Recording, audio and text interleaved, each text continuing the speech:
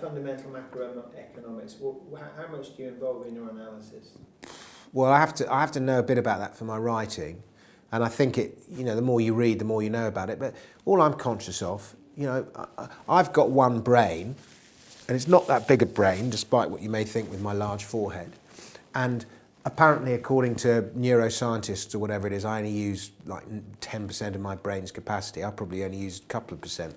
But that's all I'm conscious of with fundamental analysis is there's just so much I don't know. So I don't see how you can know the whole picture. Even if it's something like, you use copper inventories to trade copper. Well, fine. So you know the copper inventories, but you don't know what next month's copper inventories. There's just so many things that you don't know. So if you're trying to trade something, if it's one specific company, then you can make a very educated guess based on if you've got specific knowledge about that market that company's in. If you know that, I don't know, soap demand is about to rise in Nigeria because of some, and you trade whatever Nigeria's leading soap manufacturer is or whatever it is, then obviously fundamentals play a part.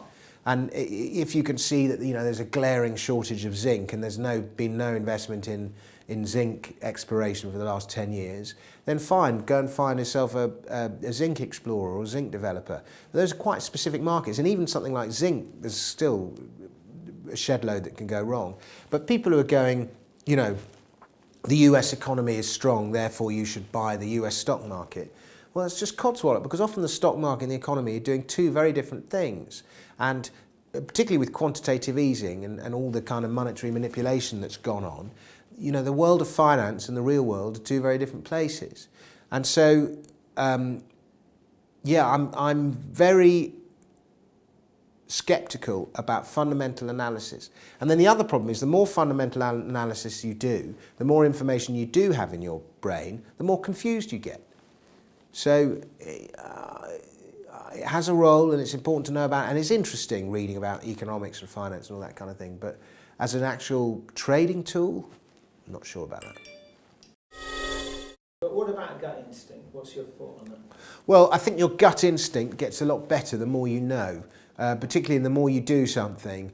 And so, for example, now, and it'll probably be the end of me, but now if I'm betting, I will break my own rules. If I know that the S&P just, it just doesn't, if it behaves in a certain way, and I just know that if it's moved there, it's bound to move there because it just always does that. That kind of gut instinct. But that kind of gut instinct is often born of experience. So it's not really instinct, it's just experience. Yeah, true. So, yeah.